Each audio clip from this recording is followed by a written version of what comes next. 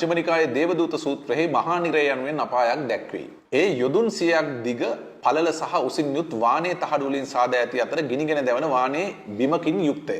පළවෙනි ප්‍රශ්නයක් සඳහන් කරනවා මේ සැදූ ශිල්පියා කවුද? දෙක වානේ සපයා ගත්තේ කොහෙන්ද? තුන්වෙනි එක මෙහි කාර්ය මණ්ඩලයේ පෞකාරයන්ද පින්කාරයන්ද? හතර අධික ලෙස ඊටාම ඉහළ උෂ්ණත්වයකින් ගිනිගෙන දැවෙද්දී වානේ තහඩු උණු වෙන්නේ නැද්ද? මේවා ඔක්කොම ඉතා පැහැදිලි කාරණාව තමයි ඔය සූත්‍රයේ පහුගාලීන ප්‍රබන්ධයක්. සම්බුද්ධ සමයේ දේවදූත සූත්‍රය මේ සූත්‍ර පිටකයේ තිබ්බට පැහැදිලිව මේක තෙරුන් වහන්සේලා කරපු ප්‍රබන්ධයක්.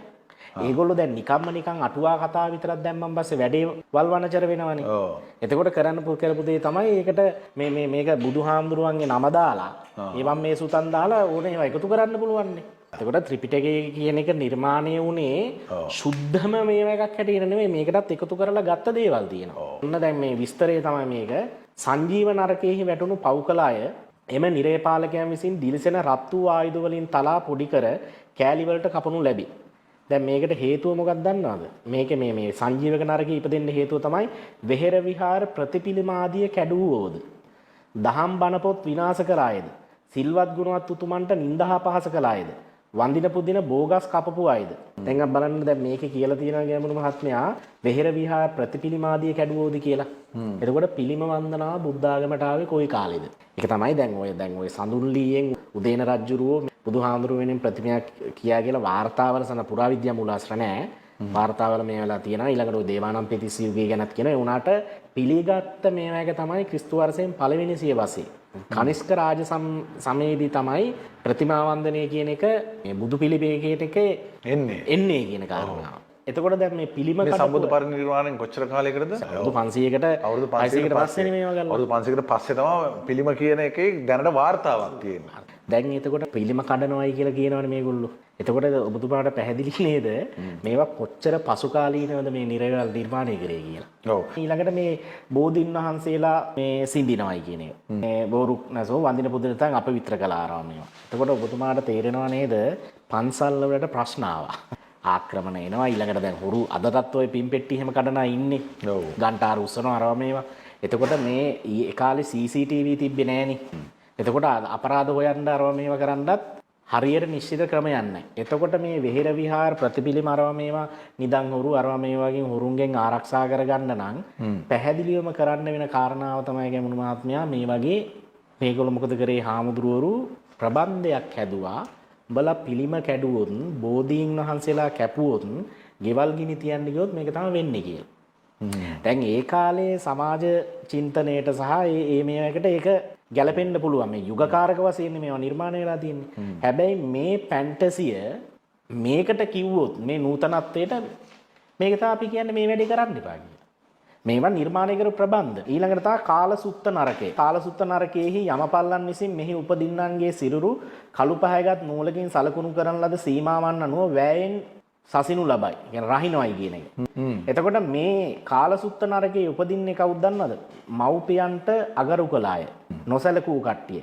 මව්පියන්ට හිංසා පීඩා කරපු අය. දුර්ජන පුජ්‍යලෝ සුරාවට සූදුවට අනාචාරයට අබ්බැහිවි තම අමුදරුවන්ට හිරිහැර හිංසා පීඩා කළ පුජ්‍යලෝ. ඊළඟට තමයි මේ වැටුප්පාදිය නොගුයුවෝ. දැන් මේවා ඒකයි මම කියන්නේ අර සමාජ හික්මීමක් ඇතිකරන්න තමයි මේවා නිර්මාණය කරේ. දැන් අපි මේ නූතනත්වයට ඇවිල්ලා තියෙන්නේ. තාම දියුණුම ධනවාදී යුගයන් වලට තමයි අපි යමින් ඉන්නේ. එතකොට මිනිසුන්ගේ ඩිසයර්ස් කියන ඒවා මේ වගේ හික්මවන්න බෑ තව දුරටත්. මේ වගේ හික්මවන්න පුළුවන් නම් මං කියන්නේ ලංකාව කොහොමද ලෝකයේ සෙක්ස් බලන අංකයේ රට වෙන්නේ? ඊළඟට තමයි මේ සංඝාත නරකය. සංඝාත නරකයේ උපන් පව්කල තැනත්තන් දිලිසෙන උණුසුම් කඳු වලල්ලකින් දූවිලි තරමට කුඩා කැබලි වලට කඩා දමනෙහි මෙම නරකයේ සංඝාත යන නම ව්‍යවහාර වේ. මේක තමයි අහිංසකයන්ට අයත් ඉඩම් කඩම් හෝ අනෙක් වස්තුවක් හෝ රැකගෙන සිට මුදලක් හෝ සටකපටකම් වලින් වංචා කොට ගසා කන අය. පොදු මහජන සන්තක දේ රජයේ දීපල ගසා කන අය. සංඝාත නරකයේහි උප්පත්තිය ලබන්නේ. සෑහෙන් ඉන්නවා. සංඝාත නරකයට යන. සංඝාත නරකයට යන. එතකොට මේවා නිර්මාණය කරපු සමාජයේ සිද්ධ වෙච්ච සිදුවීම් මේ ගැමුණු මහත්මයාට ඊළඟට තමයි රෞරව නරකය. රෞරව නරකයේ ඉපදුණු පව්කල සත්වයෝ නිතරම ඊතා උස්සනින් හඬන්නේ. ඉතා බියකරු හානිදායක විසඳුමකින් ඔවුන්ගේ සිරුරු පිලිස්සෙනවා කියලා කියනවා. සත්තු මරණ අය, හොරකමට අනුබල දෙන අය, මම් පහරන අය, මිල මුදලට මේ විවිධ වැරදි සහ මනුෂ්‍ය ඝාතන කරන අය, ඊළඟට ගෙවල් දොරවල් ගිනි තියන අය, ගංගා ඇලදොල වැව් පුකුණු අපිරිසුදු කරන අය. ඔකට දෙන්නේ රෞරව නරකය. රෞරව මේවයකට. ඊළඟට මහා රෞරව නරකය. මහා රෞරව නරකයේ උපදින සත්වෝ රෞරව නරකයේ ඉපදුණු අයට වඩා මහා හඬින් විලාප දෙති. සංඝ සතු දීපල මහජන දීපල අයිතු ලෙස පරිහරණය කළ ගිහියෝද පැවිද්දෝදත් මේකේ යනවා.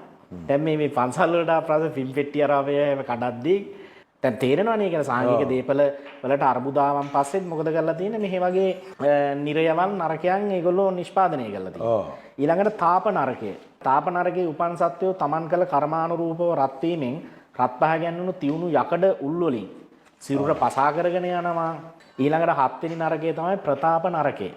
ප්‍රතාප නරකය කියන්නේ මහා තාපන නරකයේ ලෙස හැඳින්වෙන නරකයේ නිරපාලකයෝ නිරෙහි උපන් සත්වයන් ගිනිගෙන දිලිසෙන අයෝමයේ කඳු මුදුන් වලට යවති. ඔව්හු එහි නැගී වහම තද උණුසුම් සුලකකින් තල්ලු වී පහළට රූරා වැටෙති. ඔවුන් පහළට රූරා වැටෙන්නේද පහළ ඇති ගිනියම් වූ අයෝමයේ තහඩු මතටය. මේකට යන අය තමයි පන පිටින් සත්වයන් සහ මිනිස්යන් පුච්චපු අය. ගෙවල් ගිනි තබපු අය. ආහාර ගිනි තබා පුච්චපු අය. ගහකොළ වන සම්පත් ගිනි තබපු අය. පැහැදිලිවම දැන් මේ තේරෙන කාරණාත ඒ යුගයේ වෙච්ච සමාජ සංසිද්ධීන් තිබ්බනේ. නීති විරෝධී දේවල්, සමාජ විරෝධී දේවල්, පෞල් සංස්ථාවල බිඳ වැටීම් මේකට විසඳුමක් හැටියට ඒ හාමුදුරුවරු නිර්මාණය කරපු ප්‍රබන්ධයක් මේක.